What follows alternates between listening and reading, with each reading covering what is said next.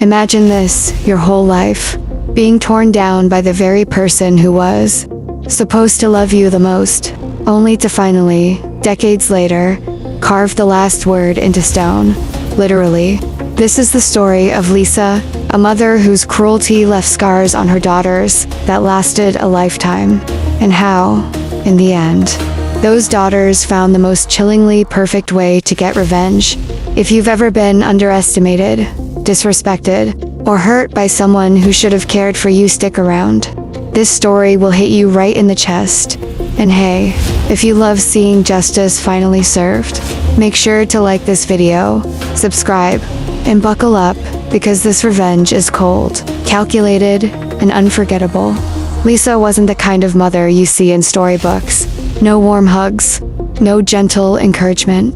Instead, she wielded her words like weapons, her favorite strategy, pitting her children against each other.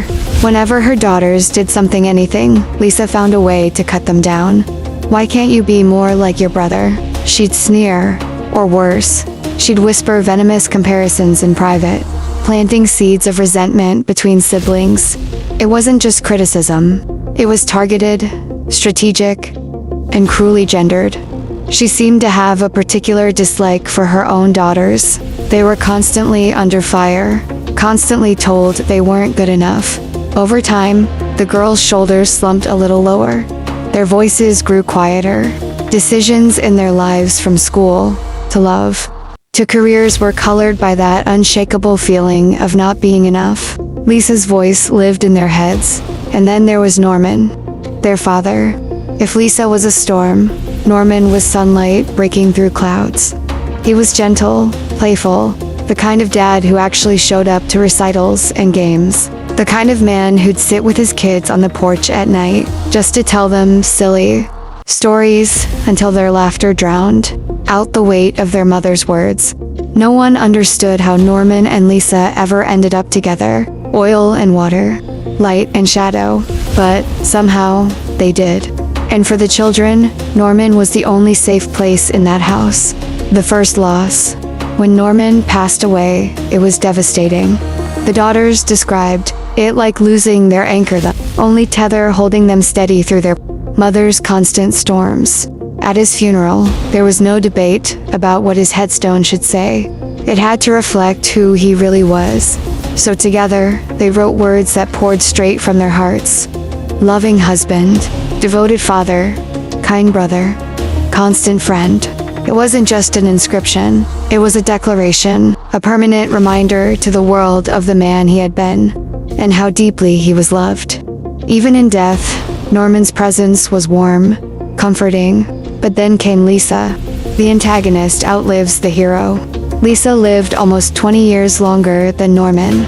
2 decades of holidays, birthdays, and milestones, all without him, and all with her still there, still wielding her sharp tongue.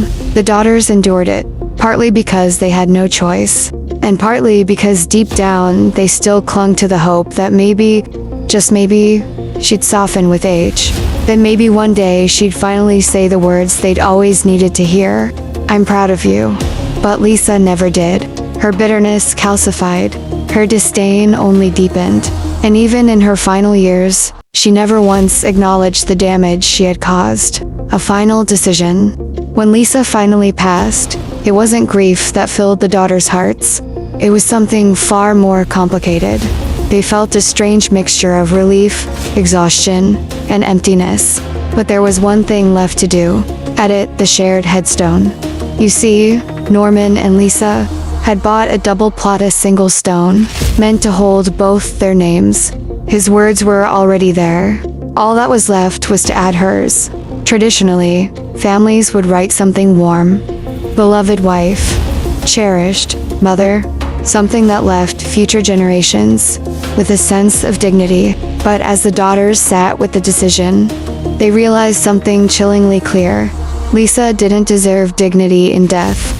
Not after a lifetime of cruelty. Not after decades of tearing them down. This was their chance, the one chance to tell the truth. And so, with quiet resolve, they gave their mother the most brutally honest inscription imaginable. the revenge carved in stone. When the stone was finally revealed, Norman's side still shone with love. Here lies the mortal remains of Norman.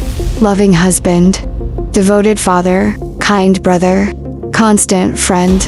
And right below it, carved with the same cold permanence of granite, were just two words. Also Lisa.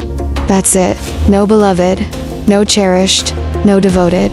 Just, also Lisa. And that was the daughter's revenge. A lifetime of being dismissed, diminished, and disrespected answered with an eternal dismissal of their own. Every person who walks through that cemetery will see the truth. One grave radiates love, respect, and admiration. The other, nothing but a footnote, a mere afterthought. For the daughters, it wasn't about being cruel. It was about honesty. It was about finally having the last word in a battle where their mother had always silenced them. And in that moment, they felt something they hadn't in decades. Peace. Sometimes, revenge doesn't need fire or fury. Sometimes, it's just silence. Just absence. Just telling the truth. And for these daughters, the coldest line of text was also the sweetest justice.